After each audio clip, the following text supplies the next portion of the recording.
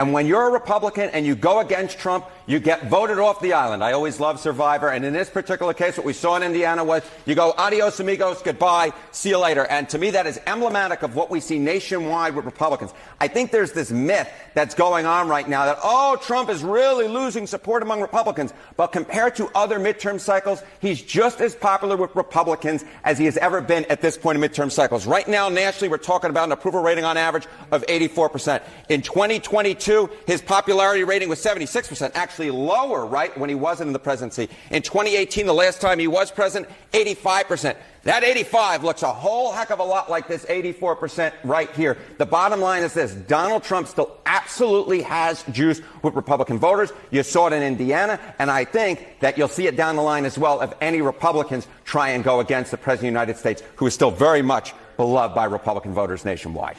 Harry, you were also looking at turnout. What are you seeing in turnout? Why is this significant to this conversation? Okay, why is it significant? Because we know that within the Republican Party, Trump has that extra strong core, that MAGA base, right? We're talking about approval ratings, depending on which poll you look at, 95, 97, 100% with MAGA Republicans. And here's the thing. They are incredibly juiced up compared to other Republicans. Because let's take a look here.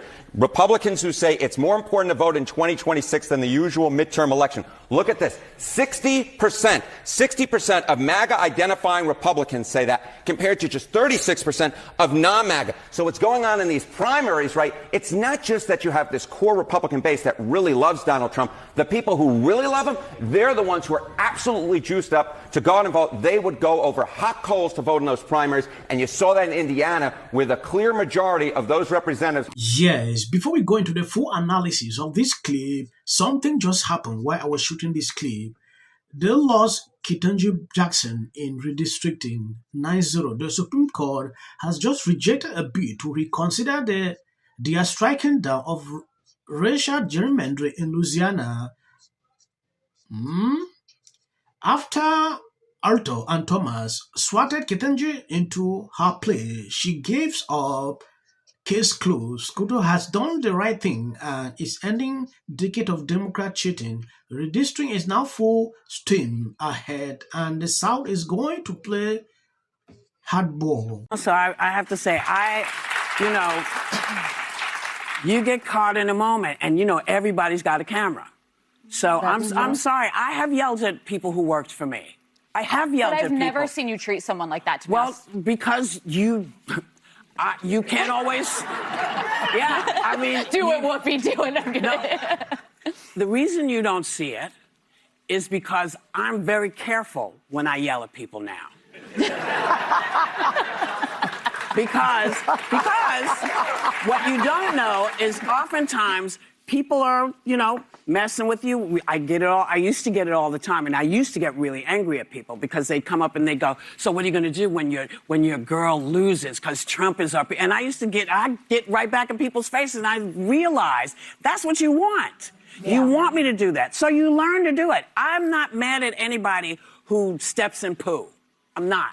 Now, I don't know what she did to her husband. I don't know anything about the potatoes. I don't know about any of that. But wait a second. She threw hot mashed potatoes, but the gravy she left out. I mean, I'm just saying. She does deny the mashed potato incident.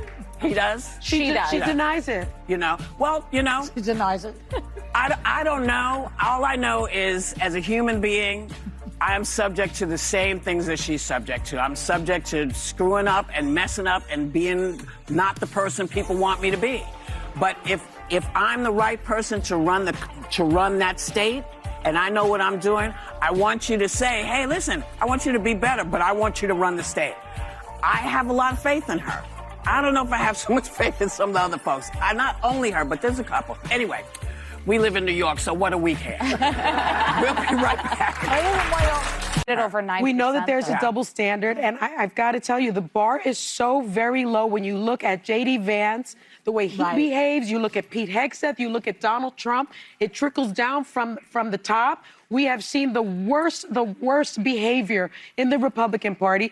I don't think, and I watched a lot of that debate, and there was terrible bickering, terrible cross-talking. Those men were disrespectful, and I think she rose above the fray, and I give her credit for it, and I thought that it was smart political. I like the I like the fact that she said, wait a minute, me? Yeah. Let's talk about y'all. Because it's like 45 of y'all and one of me. Before Trump came in, a lot of people were complaining about California, Gavin Newsom, this, that. But these people still have the guts to blame Trump. If you take a look at this was painful to watch. Democrat Katie Porter nearly breaks down in tears on the debate stage after CNN Kathleen Collins confronted her with her own profanity-laced video of her about her staffers. Collins brought it up twice in just a few minutes, and her reactions tells you everything you need to know. A few days ago, she released an ad and went off on the president. This question came up. When I look at this woman, in fact, this is the most unlikable person I've ever seen running a race. Nobody likes her. That is just a simple truth from my observations, what I've seen. And you've put out an ad of your own, now making light of that interaction that you had with your That's not staffer, correct, Caitlin. which you said you apologized for. That is not correct. The ad is about showing Californians what they've had a chance to see on this stage tonight and in every other debate stage that we've had, which is that I'm able to take responsibility, I'm able to follow the rules, I'm able to say I'm sorry, and I'm able to do better. Everybody in California had a chance to see me on stage with that reporter in the last debate and see exactly how I conducted myself. Californians can decide for themselves about my temperament based on what they've seen here tonight. And if these boys bullying and bickering hasn't been enough to raise questions about their temperament, I would really challenge that. I have taken responsibility at this point hundreds of times. There is something about this lady that I really don't see it. If you look at the videos that surfaced a few months ago, where she was going off on staffers, doing this, talking about trans, a lot of this. And it blew up on social media. Even when a question surfaced to her about this topic, she ended that interview. She could not continue with that interview. That was just something I noticed. She could still not control her temper. Now she is here pretending like she's now doing this, is doing that. There is some kind of habit in people that cannot change, no matter how they pretend. Her standing here saying things like this is just to deceive people. Yeah, and people knows her for who she is.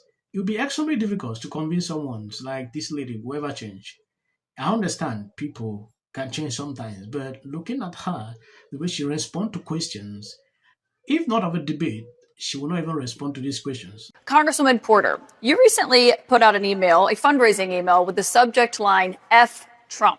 And you're not censoring it like I am right now. And you went on to say, quote, that's right, F Trump. Together we're going to kick in November. Will F Trump be your guiding principle in dealing with the president? When Donald Trump hurts California, as he has again and again, then I will absolutely stand up to him. 100%. He has denied I believe you've seen what I'm talking about. Someone like this should be struggling to win over Republicans. Some might like her, but instead you are putting her still going off on the president. The TDS in her can't stop. Putting out an ad. When I saw that on social media, people mock her, after that ad. It get crazy. I'm not sure how to respond. The Mayor Karen Bass says the 1,000 firefighters that were available, but there were Spencer Pratt, who's running for mayor of Los Angeles. I think I'm going to end here. I don't want to make the video long. As of the short clips you see at the end, that is for the white algorithm. They hardly recommend videos on this channel, so we usually put maybe they can. And please heap up the videos. God bless you abundantly. I think they really are underestimating how angry everybody is because there's hushed tones. We really need a Republican. We need someone who's going to be really tough on crime. Believe that he is unable to laugh at him. Inside, they started. It'll be more access to the leader of the free world. This week, which was the state of Virginia, they gerrymandered the state. And I have to sound like a 5-year-old, But Trump started it. The win in yesterday's redistricting. It's going to lose their congressional representation. How do you think?